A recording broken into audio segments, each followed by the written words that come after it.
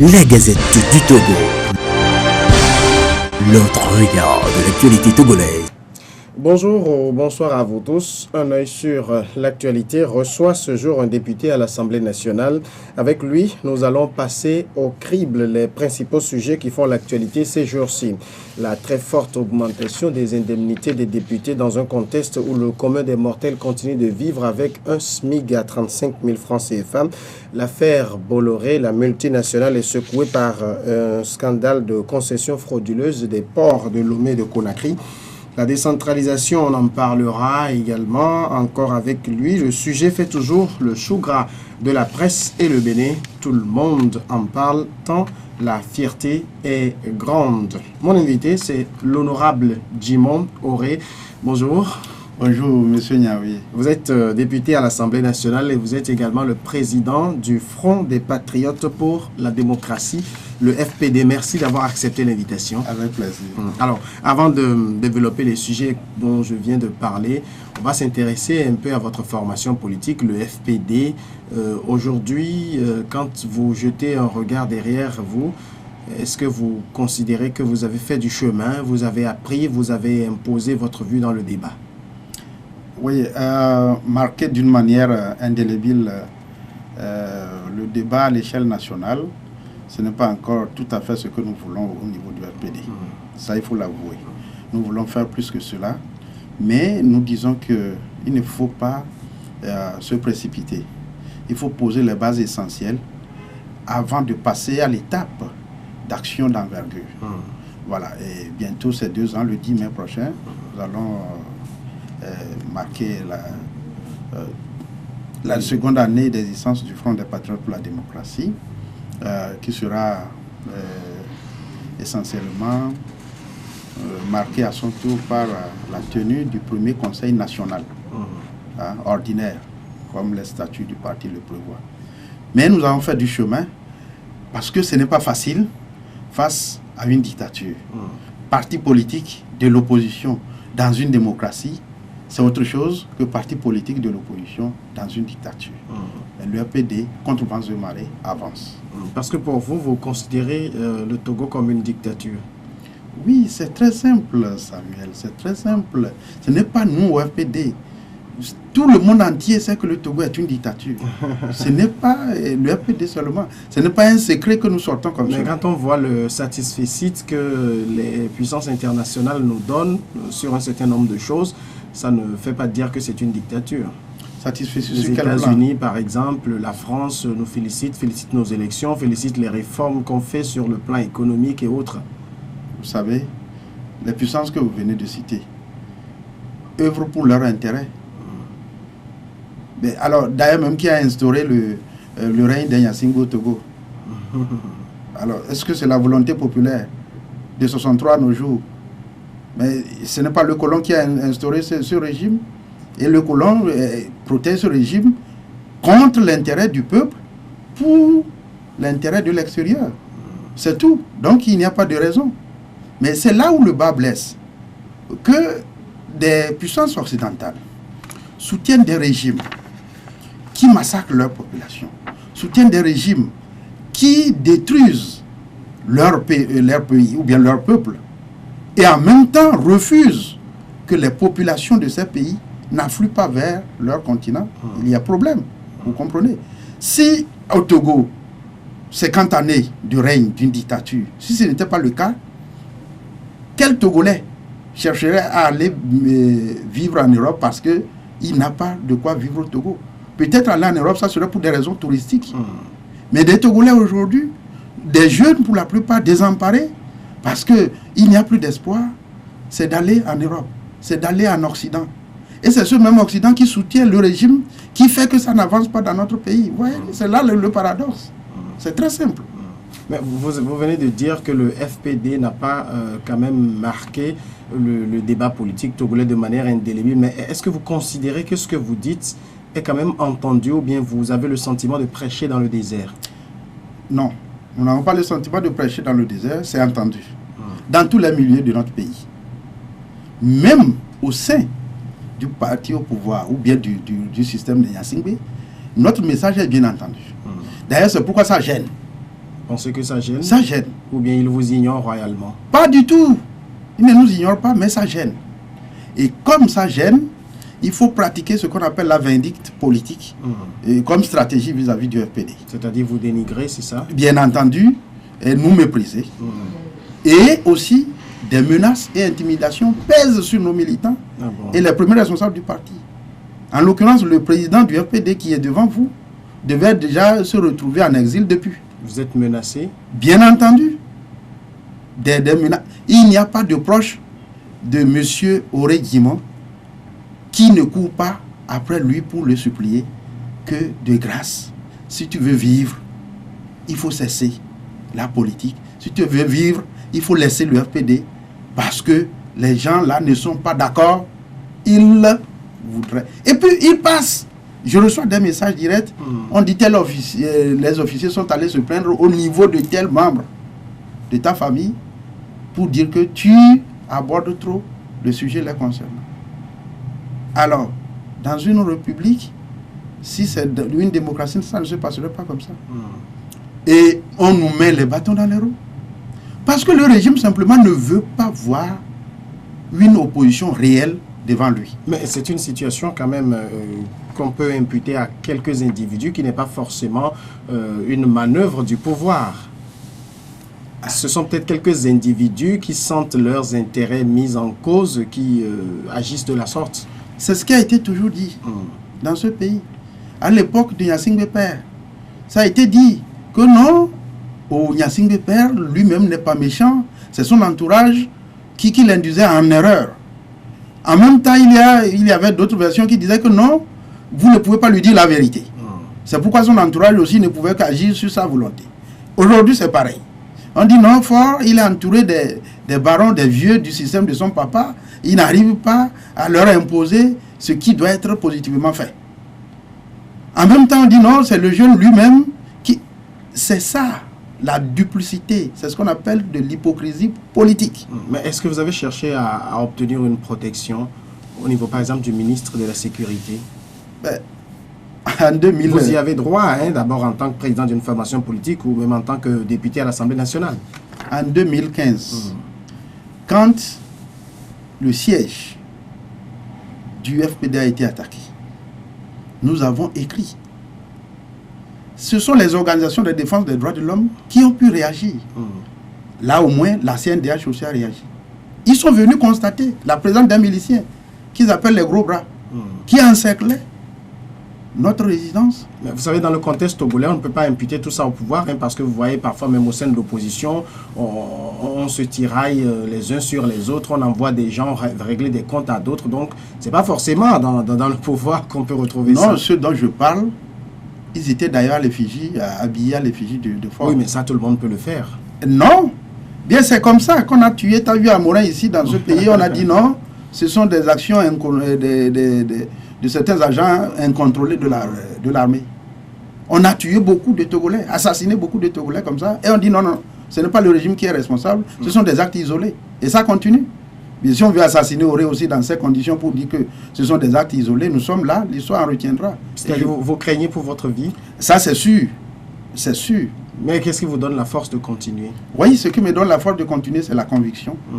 La conviction de ne pas se plier par rapport à la dictature, face à la dictature. Parce que la dictature voudrait la résignation des compatriotes. C'est ça l'option de la dictature. Parce que d'ailleurs même, c'est l'option de Fort. Il voudrait ramener le pays au monopartisme. Il y a deux tactiques qu'il utilise vis-à-vis de l'opposition. L'achat de conscience, la corruption, pour faire taire tous ses opposants. Ou alors, si vous résistez, les menaces. On a tenté l'achat de conscience vis-à-vis de vous. Le FPD, Guimond Auré, quand il était membre du gouvernement, sous la bannière de la CORPTV, vous savez, il y a des secrets d'État que l'on ne peut pas dire. Ce n'est pas sérieux. Ce n'est pas sérieux. Mais je dis que si Auré a été férocement combattu à l'époque, c'est parce que mes positions gênaient. Parce que je refusais toute compromission. Et c'est ce que la dictature voudrait. La compromission ou rien. vous renoncez à votre conviction, vous renoncez à votre dignité et vous vous mettez au service du timonier, c'est tout. Alors, Auré a refusé cela depuis et jusqu'à ce jour. Jusqu'à ce jour, même au sein de l'Assemblée nationale où je siège, je devais participer à un débat à Paris le mois de novembre dernier. J'ai été invité par une organisation internationale. On ne m'a pas donné l'autorisation de sortir du territoire. Pourquoi? Alors j'ai écrit en bonne et due forme au président de l'Assemblée nationale, sans justificatif. On ne m'a pas justifié pourquoi. Tout comme j'ai fait le gouvernement, à cause de mes prises de position, ça m'a été clairement dit par Gilles Christ à l'époque même, je suis sorti du territoire que 2 fois, pendant 3 années. Fort refusait totalement les autorisations de sortie du territoire. Maintenant, l'Assemblée nationale, les 5 années, je vais les passer sans sortir du territoire. Pendant ce temps, il y a des députés qui voyagent toutes les semaines. Et nous sommes tous élus par le peuple togolais. Voilà. Mais moi, je maintiens le cap parce que pour rien au monde, je ne dois pas trembler devant un compatriote qui est un citoyen ordinaire comme moi. Fonia Singbe, c'est un Togolais, tout comme moi. Mais c'est quand même le président de la République. Il est le président de la République, on n'en disconvient pas. Ce qui lui impose d'ailleurs le respect de l'autre. Il n'a jamais manqué de le faire. Et comment vous voulez démontrer qu'il respecte l'autre? Comment vous le démontrez dans les conditions actuelles? Non. Toute son obsession, c'est se maintenir à vie au pouvoir comme son papa. Dans ces conditions, tout est possible. Mais même ça, même si on le lui reproche, pour le moment, la Constitution lui permet... Non, Samuel, nous ne revenons pas sur des choses qui ne tiennent pas. Ça n'honore pas notre pays. Ça n'honore pas notre pays. Hein? Vous êtes fiers? Vous croyez qu'aujourd'hui, s'il faut organiser un référendum au Togo, pour dire, alors, oui, pour la continuité du règne de Gnassingbé, non, pour leur continuité, vous croyez que le oui va l'emporter? En tout cas, pour le moment, ce qu'on sait, c'est que en 2015, il a eu l'aval du peuple, il est passé, il a gagné les élections. Vous allez comparer cette élection à l'élection qui vient de se dérouler au Bénin? On parlera du Bénin tout à l'heure. Oui, je donne un exemple. Vous allez la comparer à l'élection qui s'est déroulée ailleurs. Ça, c'est l'élection présidentielle digne de ce nom, ça. C'est la 6e parodie d'élection présidentielle. On a vu, hein, c'est vrai, aujourd'hui, tout le monde j'aime peut-être l'anathème sur le Togo parce que le Bénin a fait mieux. Mais vous avez vu ce qui s'est passé dans d'autres pays où on a coupé des communications, les gens n'avaient plus le droit de s'envoyer des SMS, de s'appeler au téléphone, etc. pour une simple élection présidentielle. Le Togo n'a pas atteint ces extrêmes-là que nous jetons l'anathème sur le pays. Alors, avez-vous oublié? Moi, je suis un acteur politique. Vous avez déjà oublié ce qui s'est passé en 2005?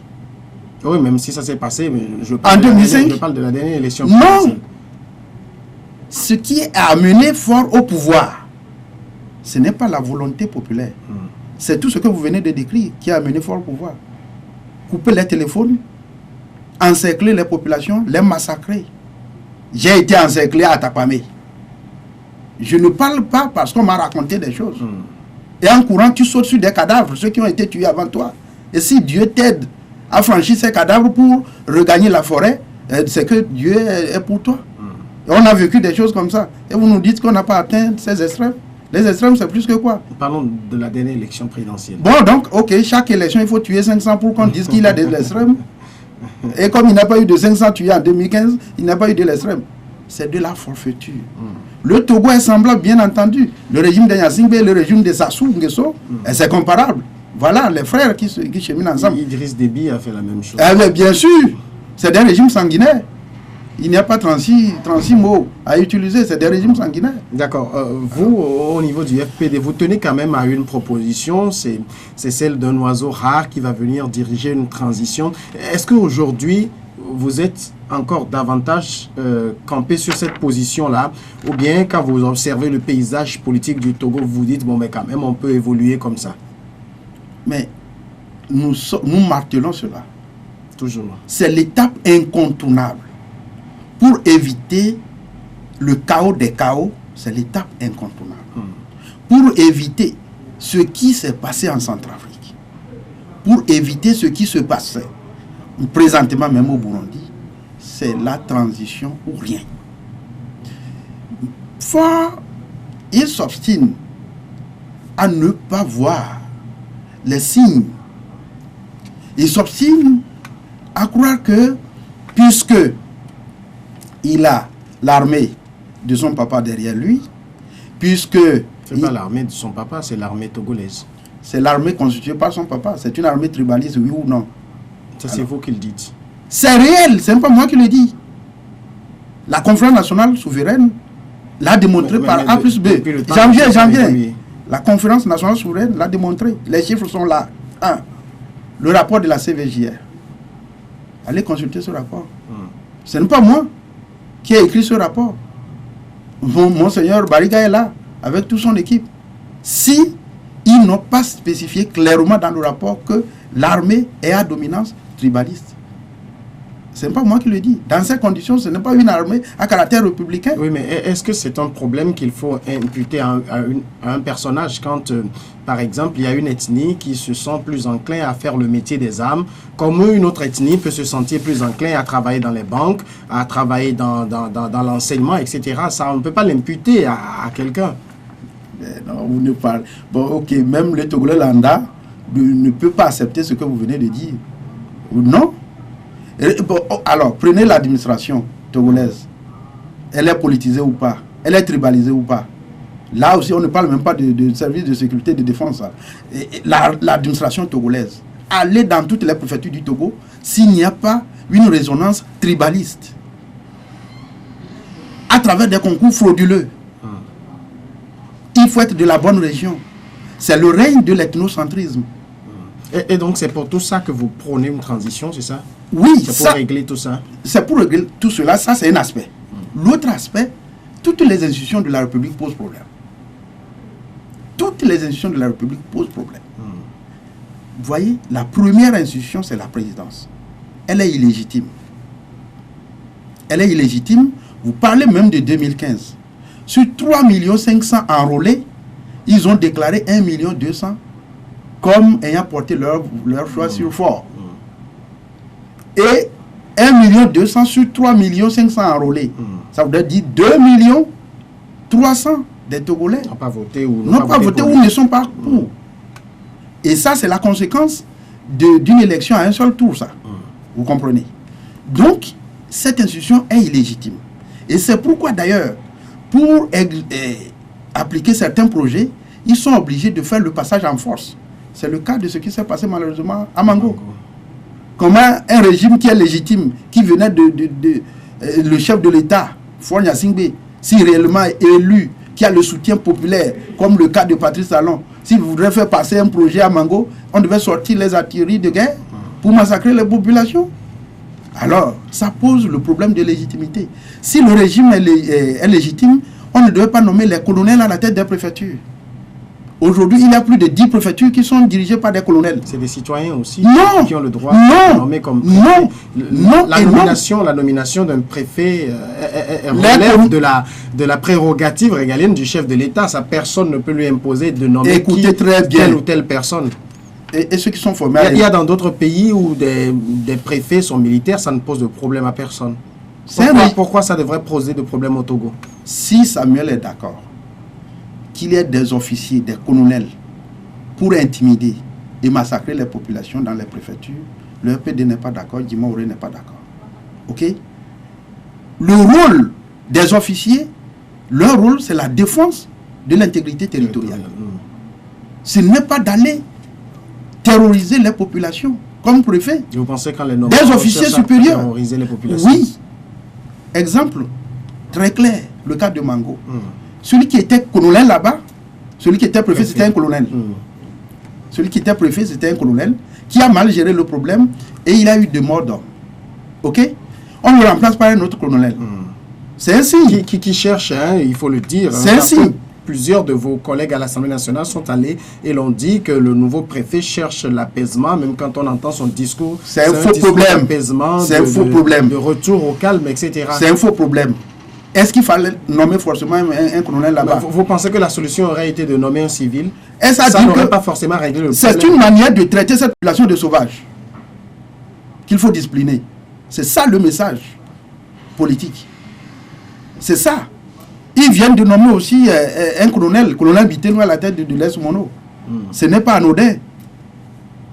Là où on sait que des populations sont réellement fatiguées et expriment d'une manière légitime leur mécontentement, il faut aller les terroriser. C'est ça. Et donc vous parlez de régime démocratique. Nous sommes dans un régime militaro-clanique qui soutient une dynastie. Et ce n'est pas normal. Les Togolais ne peuvent pas mener une vie normale dans ces conditions. Ce n'est pas possible. Nous avons un État, même nous n'avons pas encore une nation. Mais alors, dans ces conditions, lorsque vous parlez de la transition et qu'il faut trouver un oiseau rare, il faut forcément conjuguer avec ces gens-là aujourd'hui. Nous n'en disconvenons pas. C'est pourquoi d'ailleurs même... Si vous les décrivez de cette façon comme des dictateurs, comme des gens qui n'aiment pas la démocratie, qui veulent s'accrocher au pouvoir, comment vont-ils accéder à votre proposition? Vous savez, pour qu'il y ait transition, ce que nous ne voulons pas, le Togolais a trop versé son sang. De 63 jusqu'aux événements récents de Mango, il y a trop de sang versé. C'est assez pour un petit pays comme le nôtre. Et donc nous disons, si réellement au sein de ce système, il y a des compatriotes réels, ils doivent faire prendre conscience à fort sur le péril collectif que court notre pays. Et dire que, au finish, qu'est-ce qu'on cherche? Et en 50 années, on n'a pas encore trouvé, et on veut le trouver 50 années à venir. C'est ça la question. Mais est-ce que cette proposition... Qu'est-ce que le système cherche et ne l'a pas encore trouvé? C'est de l'argent? C'est les honneurs? C'est le culte de la personnalité? Qu'est-ce qu'il cherche encore? Qu'est-ce que Yadema n'a pas eu dans ce pays? Qu'est-ce que Faure n'a pas eu? Il est dans sa 11e année au pouvoir déjà. Il cherche encore quoi? Pour ne pas accepter qu'il y ait une transition organisée d'une manière civilisée et se retirer, sortir par la grande porte. Est-ce que ça, c'est pas très facile quand vous faites cette proposition à quelqu'un qui a gagné des élections? Est-ce que c'est pas trop facile? Vous qui êtes de l'opposition, on a comme l'impression que vous voulez qu'on vous serve le pouvoir sur un plateau d'or, alors qu'il faut aller le conquérir, ce pouvoir-là. Il faut se battre, il faut convaincre les populations pour qu'elles puissent voter pour vous dans les urnes. Vous parlez de vote dans les urnes si on est dans une démocratie. La voix des urnes compte dans une démocratie. Elle ne compte pas dans une dictature militaro-clanique. J'avais entendu, lors de la dernière élection, le chef de l'État a clairement dit que s'il perdait, il laisserait le pouvoir. Et il a gagné quoi? Si ce n'est pas des aînés de l'opposition qui ont adopté une attitude irresponsable pour l'accompagner. Mais ça, on ne peut pas mettre ça sur son dos. Nous sommes en politique. Nous sommes en politique. Si fort.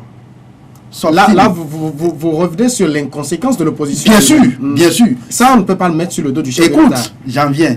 Si fort s'obstine à se moquer de l'intelligence du peuple, c'est qu'il a trouvé deux paramètres essentiels. Je viens de parler de l'armée, de son papa qui les soutient, ça c'est un. Et deuxième, l'inconséquence des leaders de l'opposition et de nos aînés. C'est pourquoi d'ailleurs nous avons marqué une rupture nette vis-à-vis d'eux. Ça c'est clair. Parce qu'on ne peut pas continuer comme ça. Ce sont des jeux pour des intérêts partisans et particuliers. Ils ne sont pas préoccupés par la libération du peuple togolais qui ploie sous le joug de la dictature hors pair de notre continent noir. Voilà. Donc, ça c'est clair. Ces aînés-là, vous les voyez, c'est la compromission. C'est une fois leur intérêt garanti, ils sont d'accord de tromper la vigilance de leurs militants, de tromper la vigilance de la population pour dire que bon, on participe à une élection et les résultats sont toujours là, le régime de Gnassingbé est en place. Ce n'est pas de la démocratie ça. On ne peut pas parler de la démocratie dans ces conditions. Toutes les institutions de la République sont contrôlées par un seul homme. Toutes les institutions de l'Assemblée nationale est contrôlée par Faure. La Cour constitutionnelle, la HAC, le Conseil économique et social. Ça ne se passe pas comme ça dans tous les pays où quelqu'un au pouvoir, il cherche à avoir quand même tous les leviers pour bien gouverner. Si l'Assemblée lui échappait, ça veut dire que les projets de loi que le gouvernement envoie ne vont pas passer. S'il n'a pas une mainmise, par exemple, sur un certain nombre d'institutions, il ne peut pas faire passer certaines lois, par exemple. Bon, si nous allons très loin en France, comme c'est ce que nous copions. Le Parti socialiste est majoritaire à l'Assemblée. Majoritaire à l'Assemblée.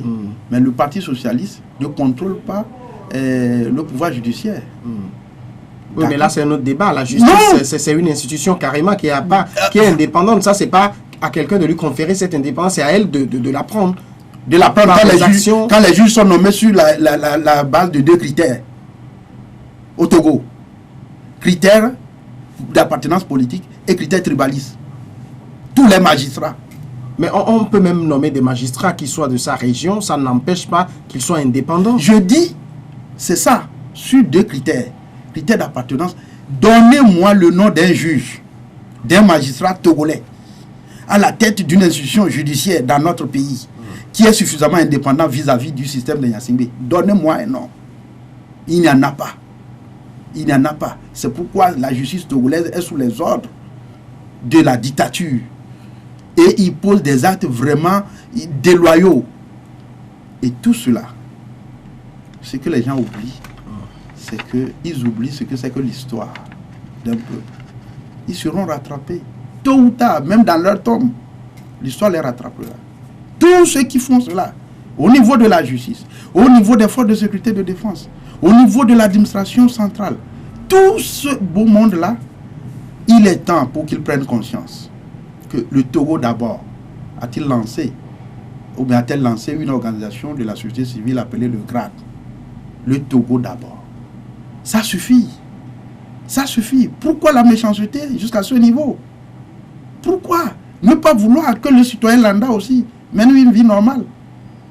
Malgré qu'ils ont embrigadé l'administration pour leur compte, aller dans leurs villages respectifs, la pauvreté, aller dans leurs régions respectives, le taux de pauvreté. Mais ça voudrait dire que c'est des gens qui sont réellement imbus d'eux-mêmes par la méchanceté absolue. Dans ces conditions, on ne peut que prôner une transition pour adoucir les mœurs, pour passer de l'étape de la dynastie à l'étape d'une nation véritablement démocratique et prospère. Voilà. Merci, Monsieur le Président, pour cette introduction. On va venir au premier sujet qui est relatif à l'augmentation des indemnités des députés. Honorable Djimon Auré, aujourd'hui, vous êtes député à l'Assemblée nationale. Question indiscrète, combien vous gagnez aujourd'hui? Voilà. Je sais qu'au départ, c'était 700 000. Et puis là, de cela 2 mois, c'est devenu 1 300 000. 1 300 000. Mais je ne sais pas. Vous avez eu une augmentation faramineuse. Hein? Moi, je ne sais pas quelle a été la procédure utilisée. Sans vous mentir, la main sur la conscience. Je ne sais pas à quel moment et comment la décision a été prise. La main sur la conscience. Il y en a d'autres qui sont passés à 1 500 000, notamment les présidents de bien entendu, etc. Vous pouvez vous imaginer. Mais ce qui est clair, c'est que le salaire du député togolais est en dessous des réalités qui pèsent sur ses épaules. C'est-à-dire? Voilà. Par rapport même à la sous-région. Tout comme le salaire des fonctionnaires togolais est dérisoire, c'est pareil. Mais là, le fonctionnaire n'a pas encore eu d'augmentation. Hein. Oui, parlons des députés. Oui, je parle. C'est clair. Qu'il y ait augmentation, là n'est pas le problème. Mais la procédure utilisée pose problème. Je vous dis que député, je ne sais pas comment ça s'est passé. Et de deux, s'il devait avoir débat réel, comme dans d'autres parlements, où même la minorité a de voix qui tonne et qui est écoutée en Afrique du Sud, avant que la majorité ne protège le président Jacob Zuma, la minorité l'a trimballé dans la boue. Et ils ont accepté ça. Voilà la démocratie. Djimon Auré devait poser des questions réelles. Le salaire du député peut faire quoi par rapport aux charges qui pèsent sur ses épaules? Mais quand vous nous dites les charges, nous on ne les voit pas bien. On voit des hommes qui ont été élus par leur population, qui viennent s'asseoir sur des sièges à l'Assemblée nationale, qui lèvent la main quand il faut la lever, qui ne la lèvent pas lorsqu'ils ne sont pas contents d'une loi, qui travaillent peut-être en commission. Mais au-delà de ça, on ne voit pas trop ce qu'ils font, ces députés-là. Voilà, le rôle des députés dans la cité. Comment est-ce que ce rôle peut être apprécié dans une dictature? D'abord, nos débats ne sont pas en direct. Ils ne sont pas diffusés à la télévision. En direct. Normalement, même les discussions en commission devraient être retransmises en direct. Même déjà en commission. Pour voir comment est-ce que ça se passe. et au niveau de la plénière. Ce n'est pas le cas. C'est tout comme, c'est poser la question de la fonctionnalité des institutions de la République. L'Assemblée nationale fonctionne mal. Quelle institution de la République togolaise fonctionne bien? Aucune. Est-ce que le gouvernement joue réellement sa partition? Non. Mais est-ce que l'administration togolaise joue réellement sa partition? Non. C'est la HAC, ou bien c'est la Cour constitutionnelle, ou bien même c'est l'administration électorale. Nos histoires de CENI. Aucune institution ne fonctionne bien dans notre pays, raison pour laquelle nous parlons de la refondation de l'État togolais. C'est ça. Pour que le député réellement ait sa place dans la cité. Les députés sont élus. Ils sont devenus députés de la nation.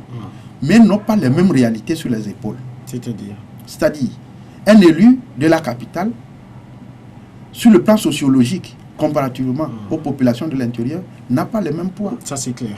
C'est clair. Bien, ça c'est une réalité. Seconde réalité, la taille des circonscriptions électorales.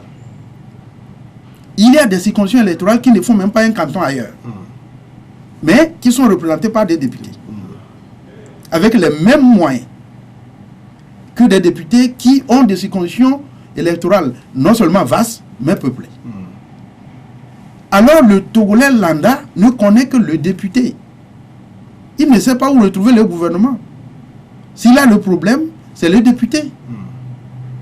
Et quand, ça c'est un aspect de différenciation dans la manière d'aborder cette question des charges des députés. L'autre aspect, qu'on soit député du régime de Gnassingbé ou député de l'opposition, les réalités ne sont pas les mêmes aussi. Là encore, c'est autre chose. Là encore, c'est autre débat carrément.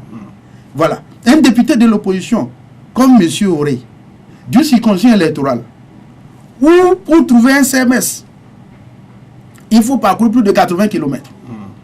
Encore qu'il n'y a pas de piste praticable. S'il y a des femmes qui devraient accoucher et qui ne peuvent pas d'une manière naturelle, alors c'est le député qui s'en charge. Qui sont interpellés. C'est le député qui est interpellé pour aider. Qu'est-ce que le salaire peut faire dans ces conditions?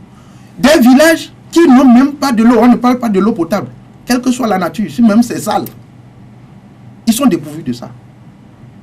Il faut du forage. Même les étangs, qu'on peut appeler des...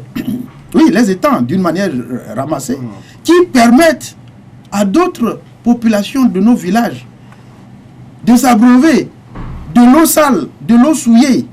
Ces étangs aussi sont vraiment en difficulté à cause du phénomène de la transhumance. Et les gens cherchent de l'eau pour se doucher 8 fois par semaine, n'en trouvent pas. Et tu es député de cette zone. Il n'y a pas de piste pour évacuer des malades. Pour rejoindre un centre où il y a la pédiatrie, il faut parcourir plus de 80 km. Et des nourrissons meurent. Et c'est le député qui doit être interpellé. Le salaire du député, c'est quoi? Le député doit travailler avec une équipe. Il doit travailler avec une équipe.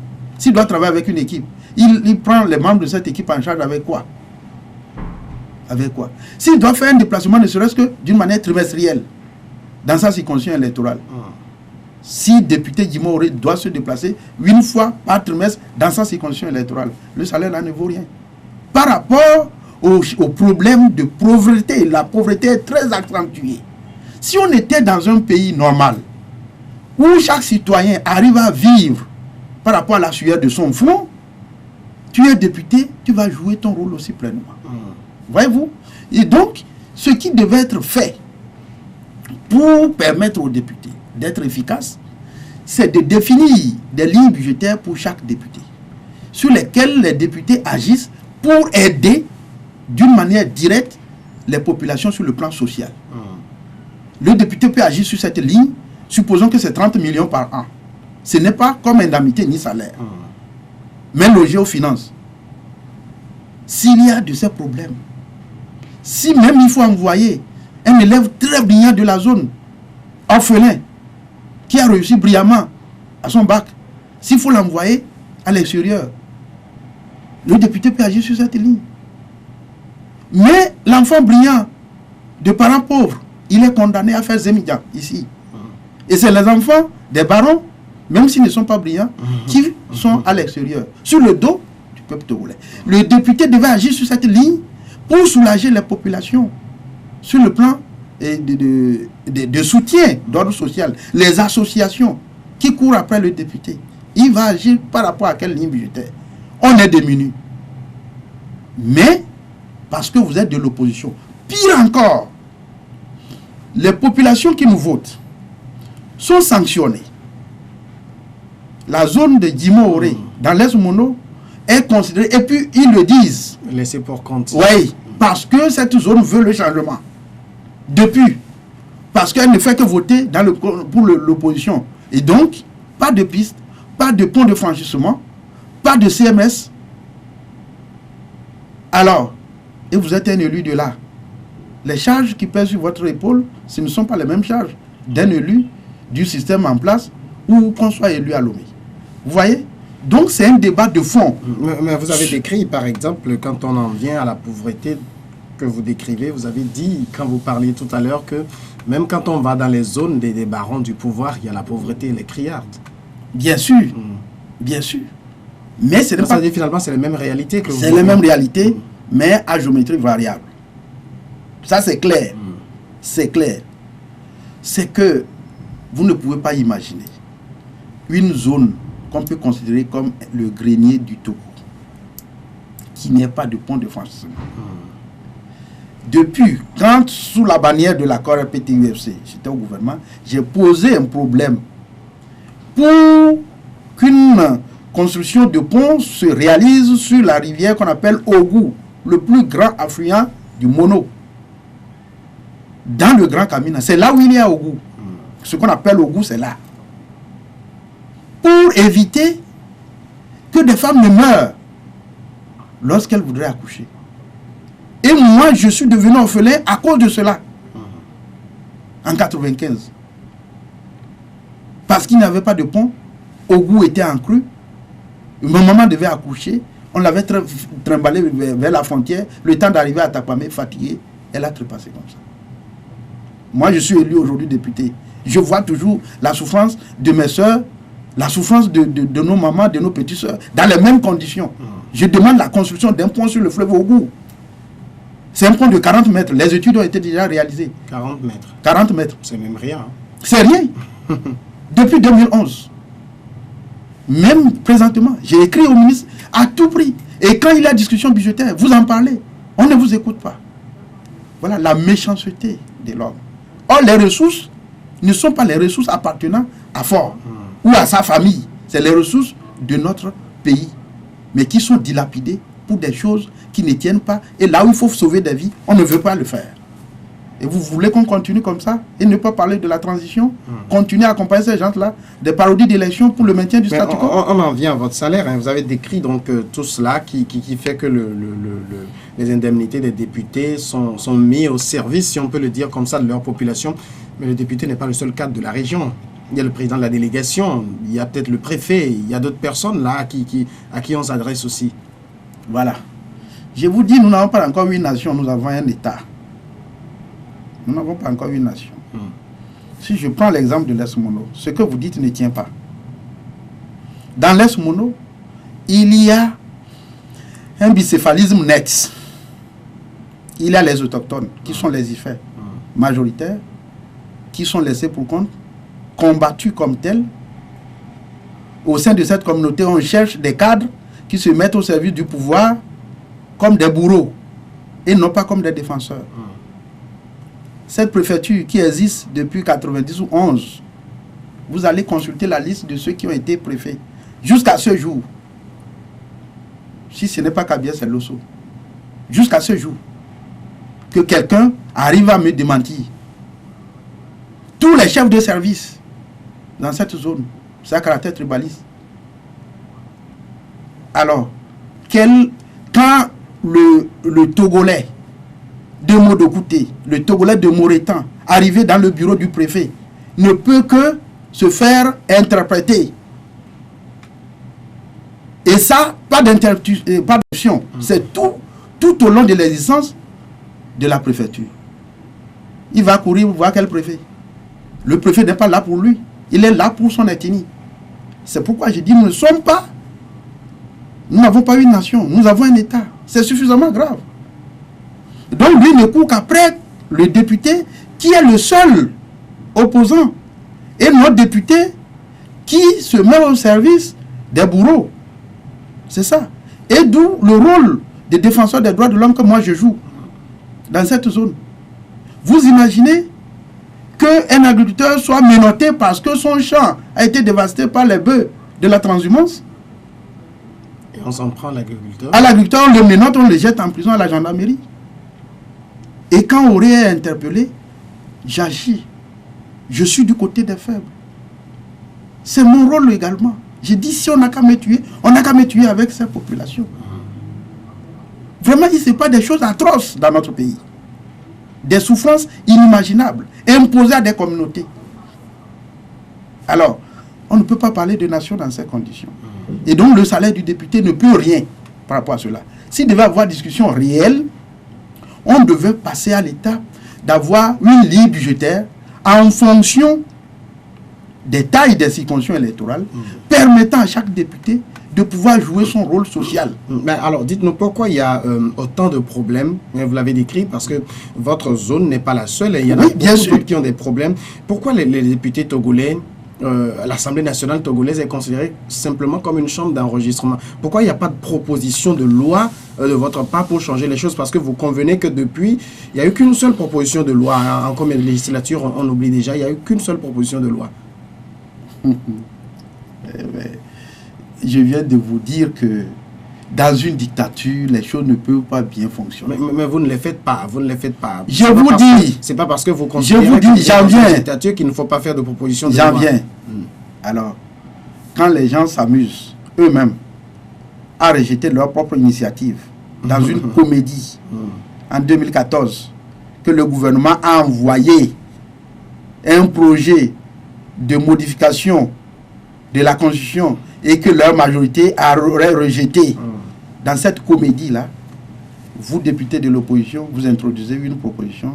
C'est quoi? Alors, même bien avant ça. Et alors, il n'y a jamais eu de proposition de loi de la part des députés. C'est ce que je dis. Pour qu'il y ait proposition de loi et que ça passe, les étapes sont énormes. Mais il faut déjà en faire. J'en viens. Je vais vous donner un seul exemple. Oui. J'ai saisi ma propre commission. Je suis membre de la commission changement climatique et environnement. J'ai saisi, j'ai interpellé ma commission pour qu'on se penche sur la question du problème du phénomène de la transhumance au Togo. Impact environnemental. Ça détruit carrément les sols, la forêt et la vie de nos populations est en danger. J'ai saisi notre propre commission. Ça a été programmé en 8 séances et c'est fini. Ça s'est arrêté là. Je fais des pieds et des mains maintenant pour que la séance se poursuive. Pour qu'on en arrive à un débat serein en plénière. Non, il y a déjà blocage systématique. Ça, c'est juste interpellation au niveau de la commission. Ça. Vous introduisez une proposition de loi, ça va prospérer à quel niveau? Quand vous avez une institution contrôlée par le chef de l'État qui est là-bas, avec une majorité mécanique.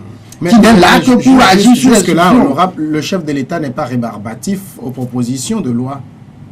Mais, écoutez, je viens de vous dire et de vous donner un seul exemple au niveau de la commission. Parce que avant que le président de la commission ne convoque les membres de sa commission, il informe le président de l'Assemblée nationale qui autorise. Ok? Et il y a une seule autorisation sur l'interpellation que j'ai formulée au niveau de la commission. On a saisi une seule fois. C'est fini, blocage. Je demande à en savoir maintenant à quel niveau se situe le blocage. On ne te situerait jamais. Voilà la mauvaise voie. Alors, les compatriotes qui sont de cette majorité, s'ils sont réellement courageux, s'ils n'étaient pas dans une dictature pour agir contre leur conscience, c'est à eux également de dire, mais écoutez, nous sommes tous Togolais, regardez la souffrance de nos populations. Posons les problèmes ensemble. Mais non, ils sont là justement dans la peur totale. Moi, je ne les envie pas, hein. Dans la peur totale. Juste pour recevoir des instructions et agir. Regardez au Bénin ici, dans la marche vers la présidentielle, je ne veux pas parler de la présidentielle, dans la marche vers la présidentielle, des députés du bloc de Yahi Boni ont dit non à son option. il y a un Rachidi, dans le Grand Nord, dans le Grand Nord. Dans le fief même du président. Du président, qui a soutenu le candidat Sébastien Adjapon. Vous allez voir ça au Togo ici. Vous savez, quand le Bénin et le Togo, c'est diamétralement opposé. Opposé. Voilà. C'est pour ça que les députés, notre rôle à l'Assemblée nationale, moi je suis là-bas, je parle pour l'histoire. Mais alors finalement, Monsieur le Président, qu'est-ce que vous faites, député? C'est tout comme vous posez la question, que font les gens de l'administration togolaise? C'est tout comme vous posez la question, que font les membres de la HAC? Vous êtes journaliste. Si on vous pose la question aujourd'hui, la HAC qui est censée réglementer... Ce sont nos patrons. Oui, ils sont vos patrons. Hein. Non, voilà, d'accord. D'accord. Ce sont vos patrons. L'institution est en deuil. On va finir d'enterrer notre président et puis on fera le débat. Écoutez, je suis en train de faire des comparaisons. C'est tout comme vous posez la question. Que font les membres les députés, oui. les membres de la Cour constitutionnelle? Alors qu'il y a des têtes. Au sein de cette Cour constitutionnelle, il y a professeur Ahadi. En droit. Ils sont là-bas. Que font-ils? Si ce n'est pas pour constater et accompagner la dictature. C'est pareil à l'Assemblée nationale. Oui, mais vous qui êtes de l'opposition, je crois, à moins que je me trompe, que pour faire une proposition de loi, il faut 19. Oui. Mais vous dépassez de l'opposition, vous dépassez 19. Vous pouvez introduire des propositions de loi. Je vous dis. Si vous voulez qu'il y ait des changements, vous pouvez l'introduire et le peuple constatera que c'est la majorité qui a bloqué. Mais jusque-là, vous n'introduisez même pas. Il n'y en a pas eu. Il n'y en a eu qu'une seule et ça a été sur un plan purement politique. Aucune proposition qui touche au bien-être des populations, bon, alors, qui va sur le plan social, sur le plan de la santé, sur le plan de l'éducation. Il y en a eu aucune de ces propositions-là. Est-ce que vous imputez la responsabilité au député Djimaoré, qui est seul pour son parti? Vous êtes un député de l'opposition. Moi, je vous pose une question. Pourquoi vous ne mettez pas ensemble pour faire quelque chose? J'en viens. Vous savez, je ne voudrais pas parler des détails de ce qui se passe là-bas, même au sein de l'opposition. Parce qu'il se passe encore des choses pires que ça. Ou même au sein de l'opposition. C'est pourquoi j'accuse nos aînés. C'est leur intérêt. C'est leur intérêt. C'est-à-dire, moi, je voudrais que vous alliez dans les détails et que vous nous... Mais non, écoutez, vous nous livriez quelques secrets. Je vais vous dire ceci. Je vais vous dire ceci. Par rapport à la proposition déposée par l'opposition qui a été rejetée. Si vous voyez la mesquinerie qui s'est observée au niveau de nos aînés, de vos aînés de l'opposition. De l'opposition parlementaire. Je fais partie de cette opposition parlementaire. Entre le groupe de Fabre, le groupe de Gogué et de Apevon, vis-à-vis du député Djimaoré, mais c'est de la mesquinerie, c'est de la comédie. C'est-à-dire, qu'est-ce qu'on vous a fait? Vous voyez, en ce temps-là, le CAR et Adi se rapprochaient. Ce sont eux qui ont fait la proposition. Bon, voilà, se rapprochaient. Et voudraient avoir le nombre de députés permettant de faire déposer la proposition sans l'implication des députés de l'ANC. Ce qui était impossible pratiquement. Non. Ils voudraient le faire et obtenir des députés au sein de la majorité. D'où certaines concessions, synonymes de compromission, à introduire dans la proposition. Vous comprenez? Et en ce temps-là, ils ont cherché à discuter avec les députés Oré. Mais connaissant un peu, et on a eu des discussions à trois. Professeur Gogué, Maître Apevon et moi, je vous épargne du lieu. Et je leur ai dit, alors, il y a deux solutions. Ou je prends part aux discussions finales entre l'ANC et vous, et nous sommes ensemble pour discuter. Je vais poser ma signature pour pouvoir faire partie des députés qui devraient défendre cette proposition. Ils ont dit d'accord, qui devraient discuter avec les députés de l'ANC, le groupe ANC. Vous savez, de l'autre côté, j'ai eu à discuter avec Fabre. Et eux aussi, leur préoccupation, c'était de déposer la proposition sans Adi et le CAR, mais associé au REI. Ce qu'eux aussi ne pouvaient pas. Voilà. Pas les 19. Voilà. Et donc, quand à un moment donné, et là également, j'ai posé les mêmes principes. Monsieur Fabre n'a pas refusé. Il a dit d'accord, que d'ailleurs, ils allaient à une réunion avec ceux de Adi et du CAR. Et après tout, on devait se retrouver. Mais quand ils se sont retrouvés, et là maintenant, les articles de compromission sont acceptés, entre eux, on n'informe plus Auré, ils vont déposer sans m'en associer. Et je voudrais vous épargner de ce que tel bloc m'a dit de l'autre, et vice-versa. Et je dis, mais écoutez, ce sont des aînés qu'on croit être des opposants dans l'intérêt du peuple. C'est faux. C'est leur calcul. C'est leur calcul partisan particulier. D'ailleurs, ils sont hors jeu, ces aînés-là. Et réellement, si la société civile ne prend pas ses responsabilités, le RPD joue sa partition. Il appartient à la société civile togolaise.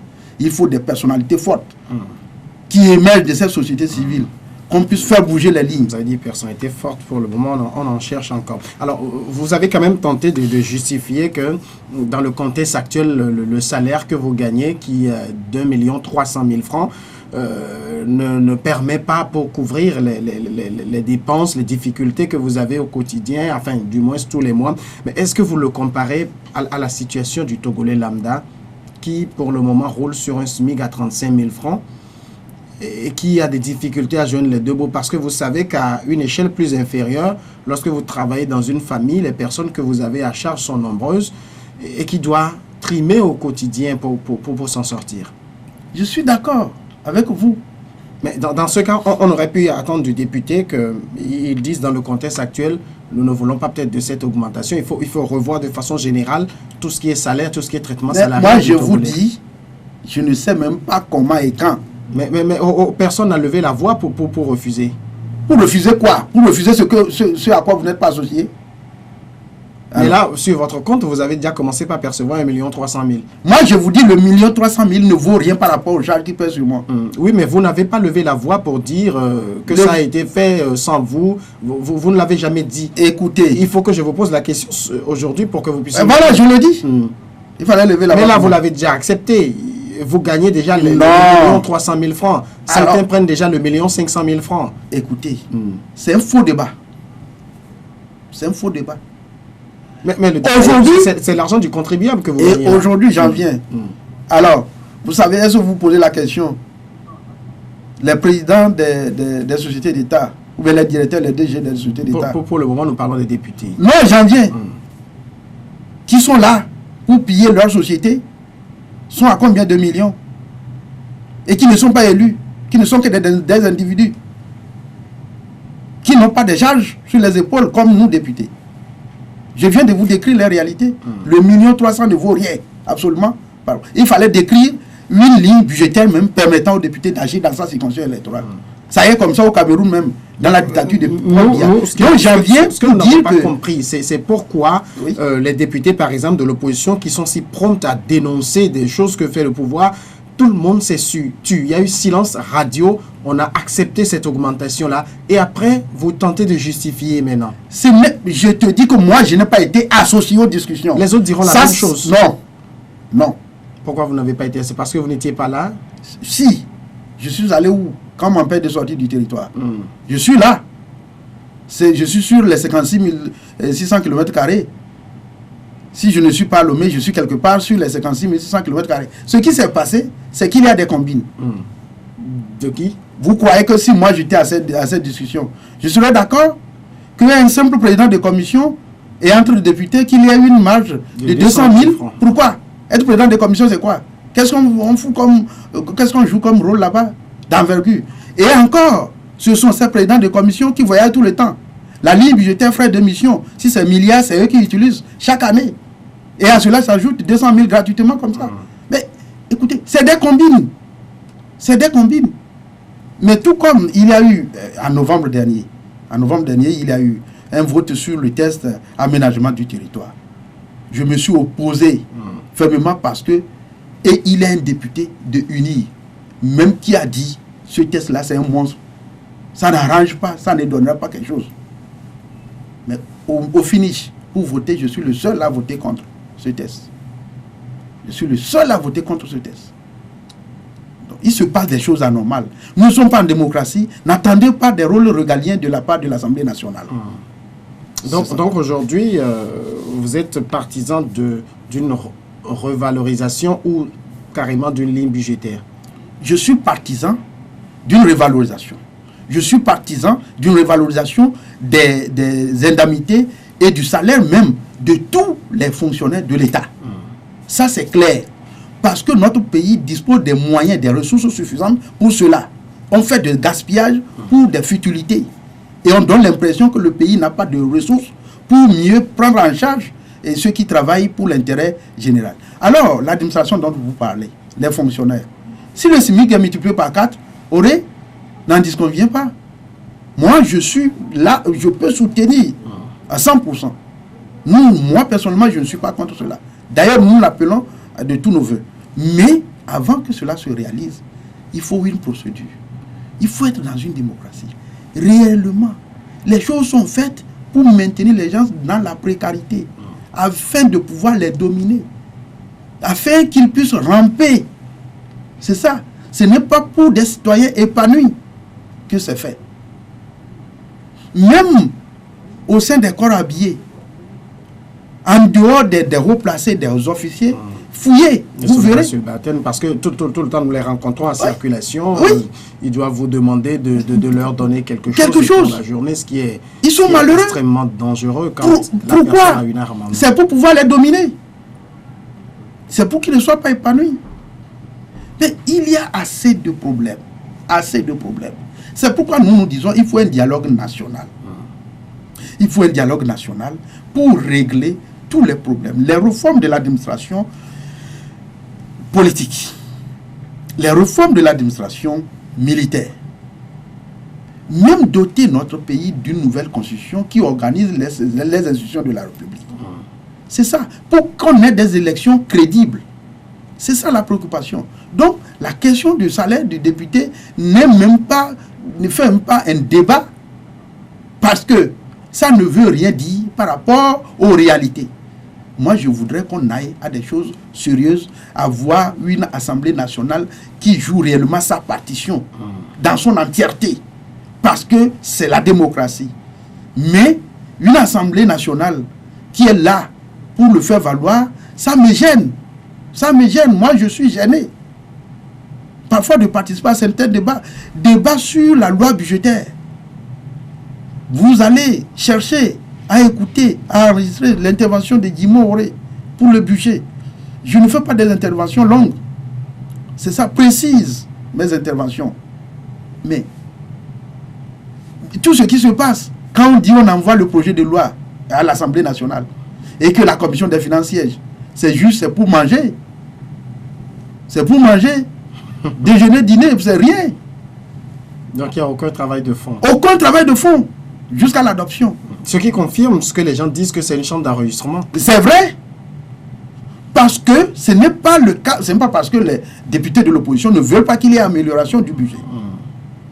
Mais vous faites des propositions pertinentes, on vous dit ça ne bouge pas. Est-ce que ce n'est pas l'implacable loi de la majorité? Oui, c'est ça. Une majorité que vous connaissez. Une majorité mécanique. Mécanique sous les ordres ou au service de la dictature. Et donc, discussion budgétaire, le député est là pour voter les lois et pour contrôler l'action gouvernementale. On vient d'en en parler. Pour contrôler l'action gouvernementale, il faut des interpellations, mais des procédures qu'on ne peut pas accepter facilement.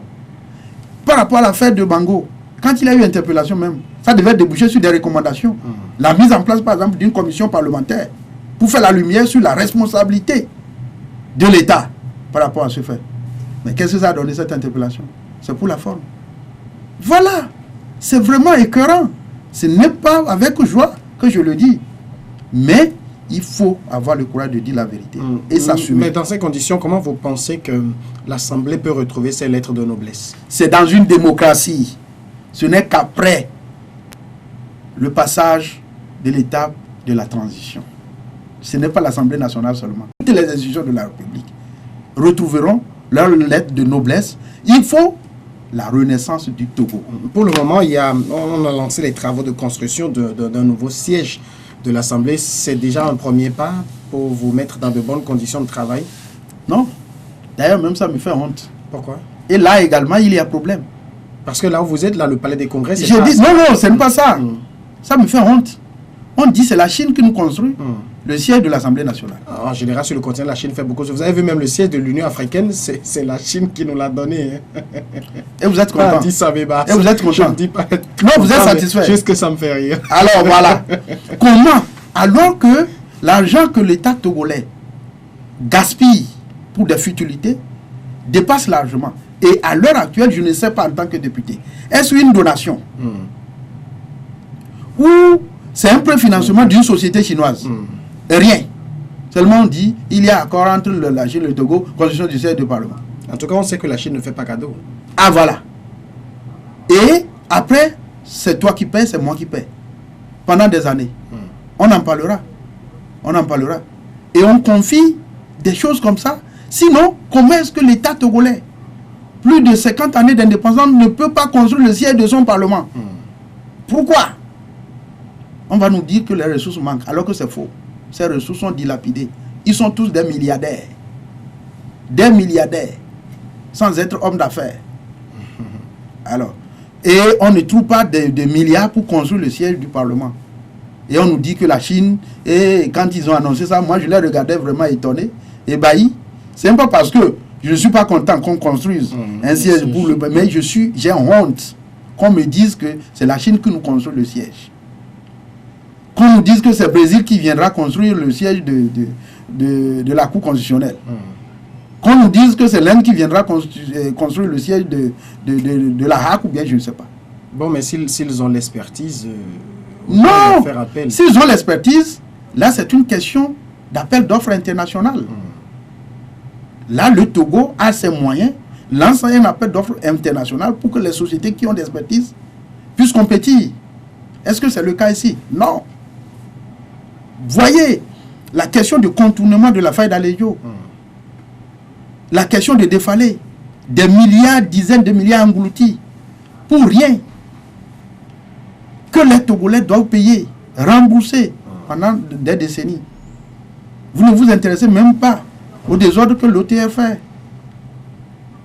Où il se taille la part des lions pour s'attribuer des salaires vraiment incroyables sur le dos du Togolais lambda. Dans un pays où il n'y a pas de création de richesse, on court après les faibles pour les dominer, les opprimer et ramasser quelques miettes et se les partager. Et on dit OTF. Non, Samuel, c'est suffisamment grave, la situation de notre pays. Passons au prochain sujet, j'en perds même la langue. Au prochain sujet, c'est l'affaire Bolloré. Vous suivez cela naturellement de très près. Il y a une perquisition qui a été menée courant semaine dernière au siège du groupe Bolloré en France. Et on chercherait à s'intéresser à la concession qui ont été faites des ports de Lomé et de Conakry. Au moment où on nous a offert le 3e quai, où on a entendu que ça a été construit à 350 milliards, concession faite sur 35, quand tout le monde a levé la voix. Mais aujourd'hui, quand vous suivez cette affaire, est-ce que vous avez le sentiment que quelque part, les choses ne se sont pas bien jouées? Vous savez, il y a des choses sur lesquelles, moi, parfois, je ne me prononce pas parce que je sais ce qui se passe. Il y a des naïfs qui croient et puis certains de vos confrères qui sont manipulés à chanter ce qui ne doit pas l'être. J'ai été invité à la cérémonie de l'inauguration de ce 3e quai. Je ne suis pas allé. J'ai été invité en tant que député par le groupe Bolloré. Je ne suis pas allé. Vous boycottez en général tout. Ah bon? Vous me connaissez pour ça? C'est vous qui m'informez. Je boycotte ce qui n'est pas conforme à ma conviction et qui ne va pas dans l'intérêt général. Mais là, dans le cas de Bolloré, pourquoi vous l'avez fait? Oui, il a fallu que ce soit la France elle-même qui mène des investigations vis-à-vis de Bolloré pour ressortir, c'est le 8 avril dernier, pour ressortir que le port de Lomé et le port de Conakry, c'est les deux qui sont indexés, ont été frauduleusement attribués. Pourquoi ça doit étonner? Mais là, ils n'ont pas encore dit. Hein, ils sont en train de faire des enquêtes pour voir si l'attribution était frauduleuse. Mais il y a juste des soupçons. À quel moment? Parce qu'on sait qu'au sein de... Avec Bolloré, il y a des problèmes avec du Puy d'Obi et tout cela. Dites-moi, est-ce qu'il y a eu appel d'offres international pour l'attribution de tous les marchés? Tous les marchés. On vous dit la RMP, il y a ceci, tout ça là, c'est pour tromper la vigilance. Moi, je sais de quoi je parle. Mais la RMP a quand même assaini un peu le marché de passation. C'est faux. C'est faux. Et je sais de quoi je parle. Aucun de la RMP ne peut mener un débat devant moi. Que ce soit clair. J'ai été ministre.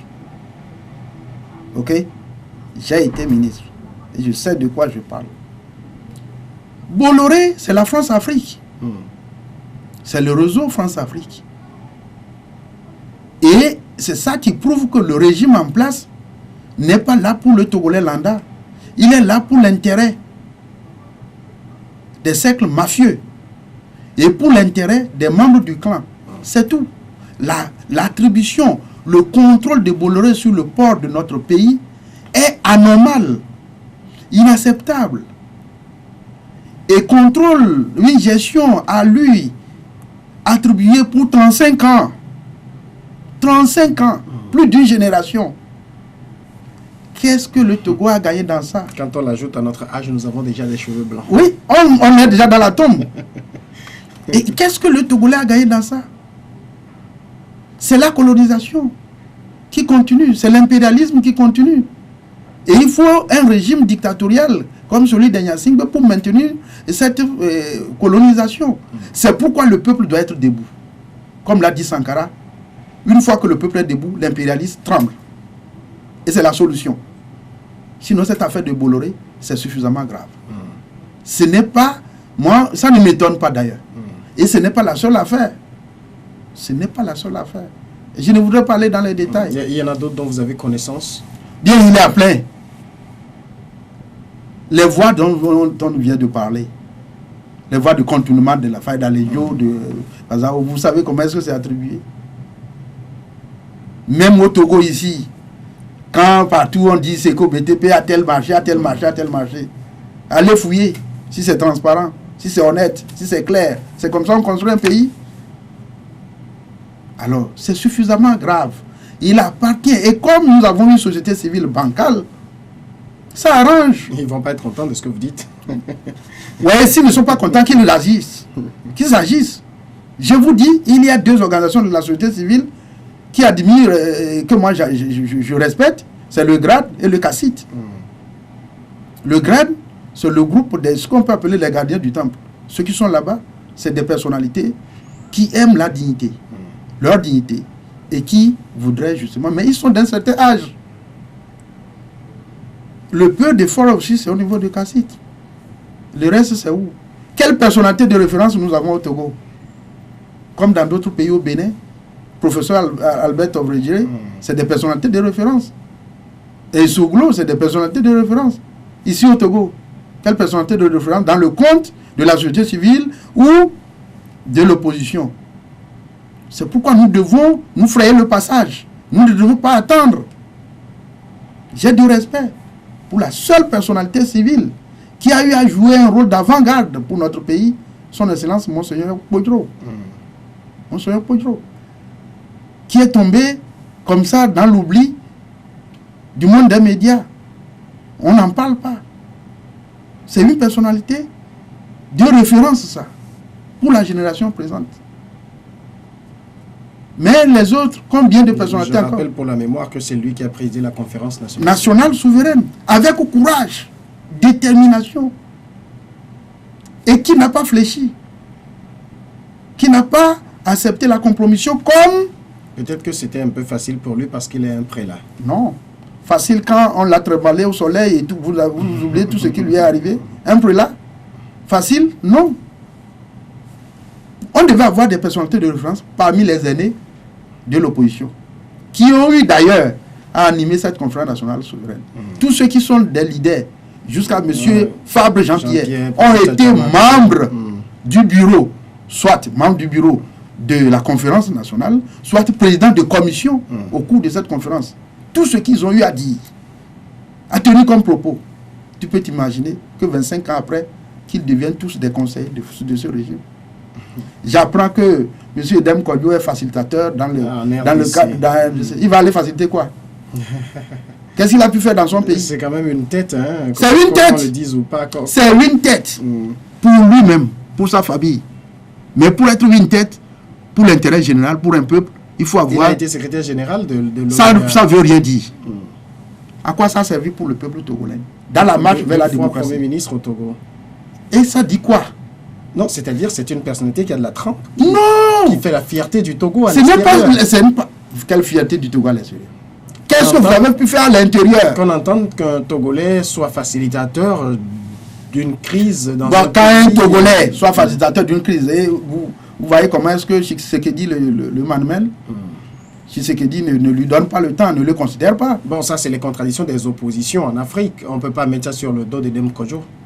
Non, je ne veux même pas de débat là-dessus. Je dis très simplement que les aînés qui devraient servir de personnalité de référence, ces aînés ont tous fléchi face à la dictature.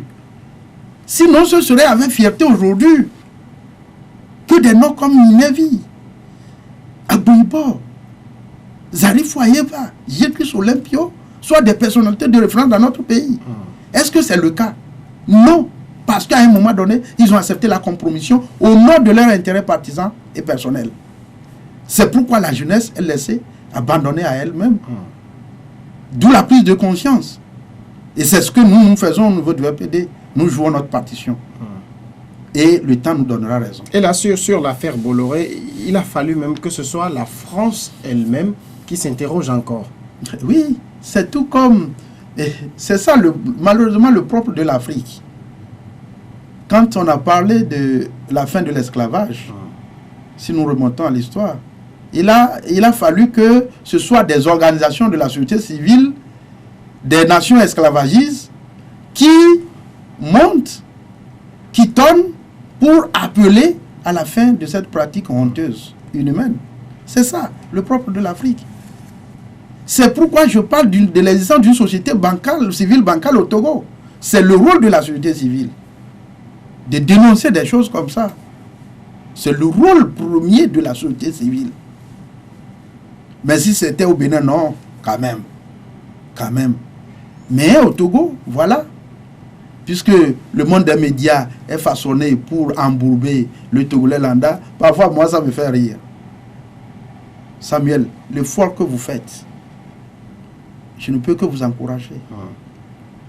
Nous avons besoin des jeunes suffisamment responsables, capables d'être indépendants, qui ne tremblent pas devant la pauvreté et qui ne tremblent pas devant la richesse pour construire l'avenir de ce pays. Sinon, les aînés qui sont au sein du système en place, qui continuent à détruire le pays et qui veulent que leurs fils leur remplacent, les aînés au sein de l'opposition togolaise qui ne font que négocier pour leur intérêt partisan, si nous ne prenons pas nos responsabilités, la catastrophe c'est devant. Mais au niveau de Bolloré, vous pensez aujourd'hui que ces gens de multinationales, si on les laisse prospérer de cette façon, c'est parce que d'une manière ou d'une autre, ils contribuent à maintenir le pouvoir qui est là? Parce que là, dans le cap de Bolloré, on a dit à travers un groupe de presse qu'il aurait contribué à l'élection de Faure Gnassingbé. La même chose pour le professeur Alpha Condé en Guinée. Oui, ce n'est pas... Mais quand on vous dit même que... On vous dit que Bolloré a préfinancé. Allez vérifier si ce ne sont pas les fonds du Togo utilisés comme cela. C'est ça, la pratique de la dictature. Ça explique d'ailleurs le pourquoi le RPD dit que nous sommes en face encore du colonialisme pur au Togo à travers le régime des Gnassingbé. Et donc c'est clair que les multinationales là maintiennent ce régime. Elles sont capables même d'instrumentaliser des rébellions contre des régimes démocratiquement élus. Voilà. Et donc, il appartient aux sociétés civiles de nos pays d'être suffisamment courageuses pour dire non. Et je salue la société civile béninoise. Vraiment, je salue le courage de la société civile béninoise. Sans violence, cette société civile s'impose. Et peut même, voilà, mettre hors jeu des politiques qui sont dans la compromission. Sinon, Adrien Mbouédi, président de l'Assemblée nationale, avec Léa Dissoglo, qui ont appelé à voter pour la France-Afrique. Dans leur propre fief même, oui, la population n'a pas suivi. N'ont pas suivi. À cause de la société civile très éveillée, très présente. C'est ce que je veux pour mon pays aussi. C'est ce que le FPD veut pour le Togo. Qu'il y ait des jeunes suffisamment courageux, responsables. Nous allons mourir un jour ou l'autre. Mais ayons le courage de poser des actes. Mais est-ce que vous pensez honnêtement que la société civile togolaise ne le fait pas? Peut-être que le mal togolais est tellement profond. Mais la société civile, c'est quoi? Les composantes essentielles sont là. Même le monde religieux fait partie de la société civile. Regarde comment se comportent. Non, ils ont une obligation de réserve, ceux-là. Obligation de réserve, ils vont prier pour la dictature. Ils prient pour la paix. Ils prient pour quelle paix? Quand, après avoir massacré, après avoir fait verser le sang des compatriotes à Mango en novembre, des pasteurs se pointent au stade de Kege le mois qui a suivi en décembre pour dire qu'ils prient, remercient Dieu pour la paix. C'est qu'il a la paix, c'est ça qui a fait verser le sang à Mango. Vous voyez la gravité de ces actes-là. On va pas cesser de remercier Dieu parce qu'on a tué. Non, mais si Dieu avait sur le Togo qui a été épargné de certain nombre de mots, a été épargné et on a tué ou pas. Mais Samuel, c'est ce qui est dangereux. C'est que les gens vraiment aller dans les familles de ceux qui ont perdu leurs frères, leurs soeurs à Mango au moment des fêtes de fin d'année. Allez dans leur famille et voyez l'émotion. Et si on est compatriote, si on est patriote au sens réel du terme, et qu'on est homme de Dieu, c'est de faire des démarches à l'endroit du chef de l'État pour le dire. Ce que vous faites, ce n'est pas bien. Le sang coule trop. Que ce soit sous Nyasingbe père ou Nyasingbe fils, dites-moi, de 2005 à nos jours, combien de Togolais tués? Et de 63 à 2005. Et les hommes de Dieu, c'est ce qu'ils doivent toujours dénoncer, pas à travers les médias, mais dans des actions concrètes vis-à-vis du régime. Vous avez le monde universitaire, les professeurs de l'université au Togo, des têtes bien pensantes. Elles sont là, nombreuses. Que font-elles? Au Cameroun, face à la dictature de Biya, je connais au moins 5 professeurs d'université camerounais qui sont réellement déclarés. Ce n'est pas président. Il y a certains qui ont créé leur parti politique. Il y a d'autres, juste qui le font dans le cadre de la société civile. Mais au Togo, ici, ils sont là à raser le mur, attendant le bon Dieu faire ce qui peut arriver, avant de dire un jour qu'ils sont des diplômés. Alors, Monsieur le Président, on va évoquer, avant de parler du Bénin, on va parler un peu de la décentralisation. Vous savez que le débat est revenu devant la scène ces temps-ci. Le FPD, vous n'en parlez pas beaucoup de ce sujet-là. Pourquoi? La décentralisation. Nous n'en parlons pas parce que nous disons que avant qu'on ne passe à l'étape d'élection réelle dans notre pays, il faut une période transitoire. Doter notre pays d'une nouvelle constitution qui organise les institutions, et cela impose la mise en place d'une constituante pour revoir tout avant d'aller à des élections. Mais, comme je viens de le dire, des aînés qui sont dans la compromission se sont entendus avec le régime en place, parce que les gens qui sont allés à l'élection présidentielle et qui ont crié après que ça a été de la mascarade et rien n'a changé, ils gardent un mutisme total. Et un an après, on sort pour commencer à gesticuler qu'il faut aller au local, il faut aller au local. Ça fait honte. Ils se sont entendus avec le pouvoir en place. Et le pouvoir en place les a mandatés d'aller commencer à annoncer pour voir le comportement au sein de la population. Si la mayonnaise prenait, le pouvoir va accéder à ça. Et c'est ça, j'entends qu'il faudra accepter qu'il y ait des local. C'est de la mascarade. Et vraiment accepter cela. On ne peut que dénoncer ceux qui sont dans ce complot. Mais vous convenez que forcément on doit faire les locales pour la décentralisation? On va faire les locales pour la décentralisation dans les bonnes manières. Parce que ce qui est en train d'être fait là, vous n'y adhérez pas? Pas du tout, c'est du complot contre l'intérêt général. D'accord. Dernier sujet, hein, on a promis de parler du Bénin. Vous en êtes tellement fiers, hein, pourquoi? Parce que vous savez, ma communauté est frontalière du Bénin. Oui.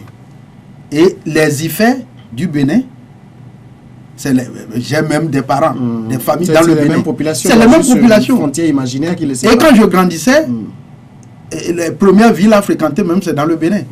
Donc je connais bien le Bénin. Et vraiment, quand vous franchissez la frontière, c'est un autre monde.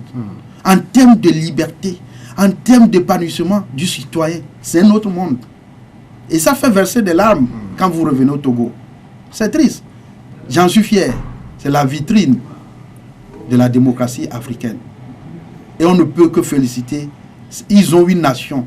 On ne peut que les féliciter. Mais il y a une question que je pose aux acteurs depuis l'élection du Bénin et qui ne donne pas de réponse vraiment concrète. Comment ça se fait que sur pratiquement la même période, les deux pays ont fait des conférences et que ça marche ailleurs et que chez nous, ça ne marche pas? Il y a des réponses concrètes à donner. Il y a deux causes fondamentales. La cause première, c'est l'armée à caractère tribaliste, anti-républicain. L'armée à caractère anti-républicain que nous avons au Togo, ce n'est pas le cas au Bénin. L'armée en place au Bénin n'est pas une armée de dominance à caractère clanique ou ethnique. C'est la première cause. Et vous avez vu le rôle néfaste joué par les forces de sécurité et de défense du Togo de 90 à nos jours.